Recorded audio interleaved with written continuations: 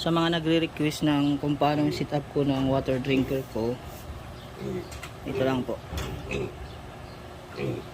Compressor mill para sa drum, tapos ito yung pang lock nyo, tapos dito naman yung female, ilalagay yung drinker or ito. Pero para mabilis, ito po yung gagamitin natin, compressor. Dito lang, ganyan ang kadali. Tapos ilagay mo lang to, yung P-pipe na blue.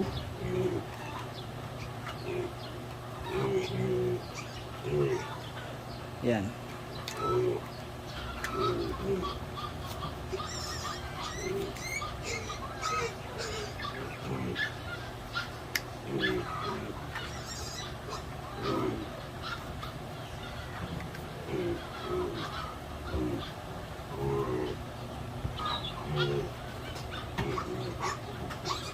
Yan. Tapos sa dulo naman nito, mas maganda po ito, compressor din. Ilagay lang natin to. Yan. Tapos ganyan. Ilalak lang din natin.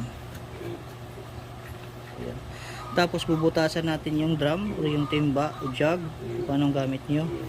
Ito po yung saktong butas lang dito. Lalagyan natin ng guma magkabilaan dito. Tsaka ito po yung panglalak natin sa loob ng drum. Ito. Or yung bushing reducer. Yung 1/2 to 3/4. Pwede nyo yun. Yun ang ginamit ko sa dati kong ano. Yan. Yan lang ilalak dito. Sa loob na ng drum yan. Dito yung ano ng drum. Ganun lang. Yan ha. Oh. Pag ipinix ko na, ito na po ilalagay ko. Yan lang sa kadali. Ito lang gagamitin natin pambutas. Pabagahin natin. Ayan. Baga na yan.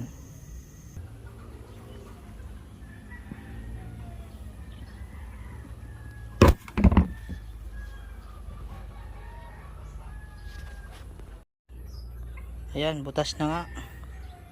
Pasok lang natin to. Ayan. Tapos ito yung ilalak natin sa loob. Diyan. Lalagyan na lang ng guma yan, magkabilaan. Kahit yung interior lang. Ayan. Ganun lang. Tapos, idudugtong muna to dito. Yun lang kadali. Kasi bibitay mo na lang yung timba, yung drum or ano. Tapos yung takip bubutasan din natin dito. Tulad niyan. Lalakyan pa natin yan. Bilog, ayusin natin. Para pag nakatakip siya dito, hindi mo na kailangan buksan para pag nagtutubig ka. Ipapasok mo lang dito yung hose. Tapos yan, bubuuhin na natin. Yan. Lagay lang to dito. Yan lang. Lagyan nyo dito ng rubber. Magkabilaan yan pati sa loob. Ganito yung tsura niya. Yan.